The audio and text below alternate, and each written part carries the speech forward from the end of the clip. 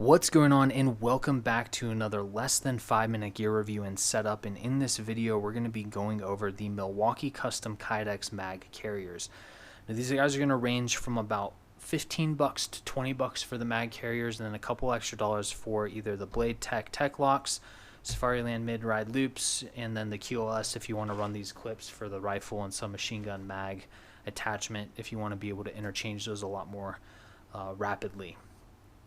With that, it's going to cover down from 9mm all the way up to 45. The cool thing with the 45 mag carriers is they'll back down into like 40 and 10mm. Unfortunately, with the 9mm, they are pretty restricted to that 9mm category.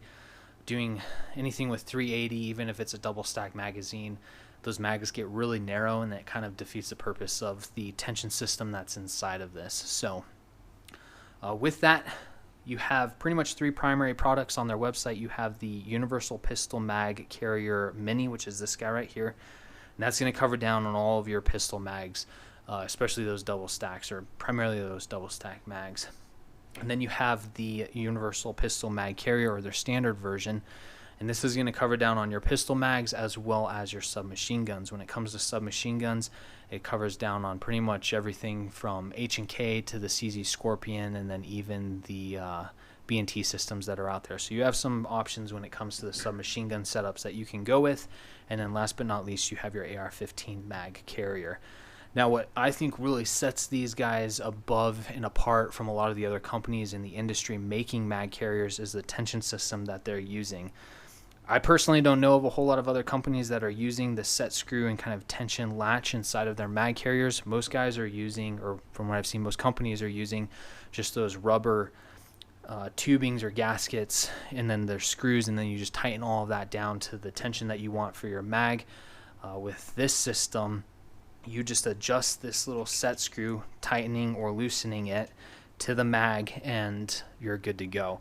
And that's the same for the submachine gun stuff. So for example, I have a 1911 double stack 9mm mag for the para ordnance that I'm running, and you just loosen that up to the point where you get that tension right where you want it, and it just locks in place. There's really good retention on it, and then it's still easy to draw that mag as needed. And then tighten it up just a little bit more for your Glock double stack mags, and like you can see there, great retention on that. And then last but not least, you have the Smith & Wesson M&P Pro mags, and these guys are a little bit more narrow than even the Glock 17 mags, so you tighten it down a little bit more, get that tension on that magazine right where you want it, and that's good to go. So it'll cover down on even some of your more narrow double stack 9mm mags, and then the same for your 45, 40, and 10mm mags if you want to run those through the 45 mag carrier options that you have.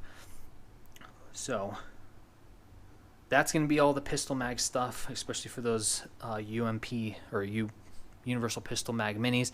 And then when you're looking at the Universal Pistol Mag carriers for your submachine guns, I already have this preset for the MP5 mag, and that just slides right in and out as I would expect it to.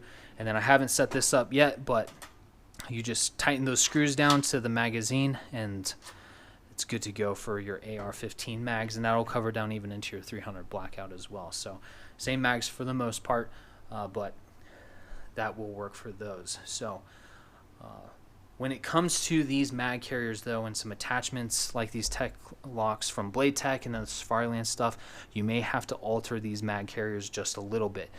I know when it comes to the setup piece, which I'll get into, it's real easy to set these guys up, and then if you have to make a little bit of a cut on this mag carrier, so that way you can run these kind of at an angle, which is what I prefer to do based off of some competition shooting.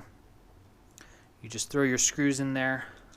Unfortunately, I don't have a screwdriver down here that is narrow enough to pass through the hole, but once you get that started, let's go through the other side.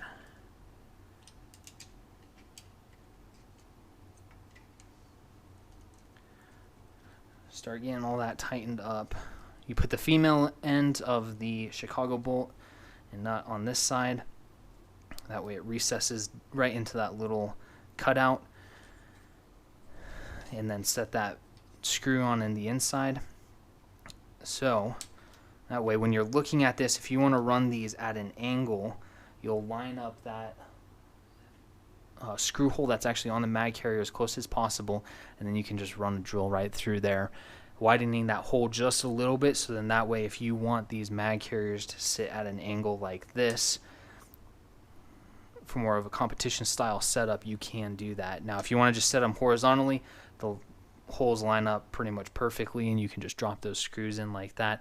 I don't really like running them that way just because it feels a little bit more natural and easier on the wrist if they're just a little bit canted. But I'm going to do that a little bit later.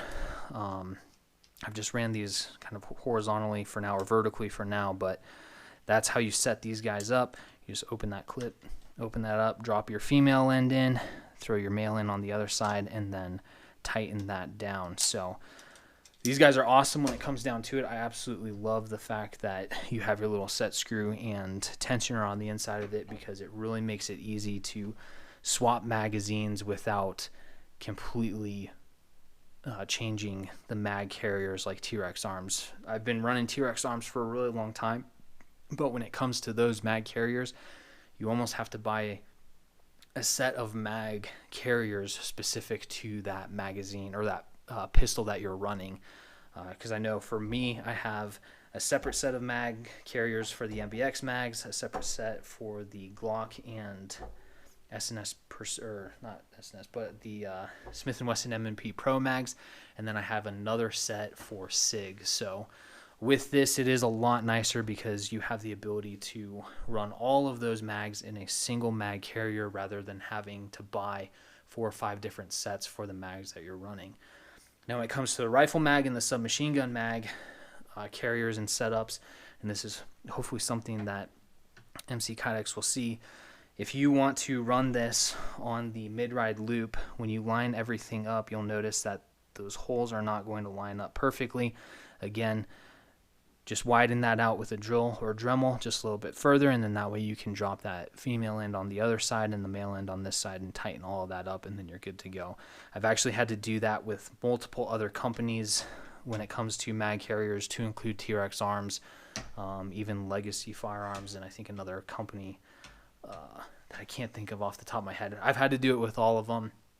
It's just kind of part of the process when it comes to setting things up on these mag carrier or on these mid-ride loops from Safariland.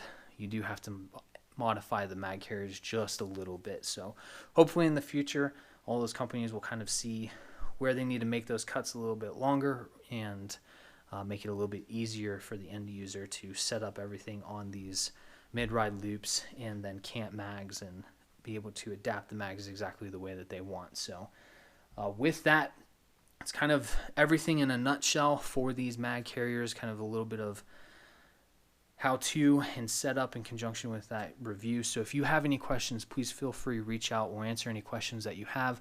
Like, share, and subscribe, and we'll see you next time.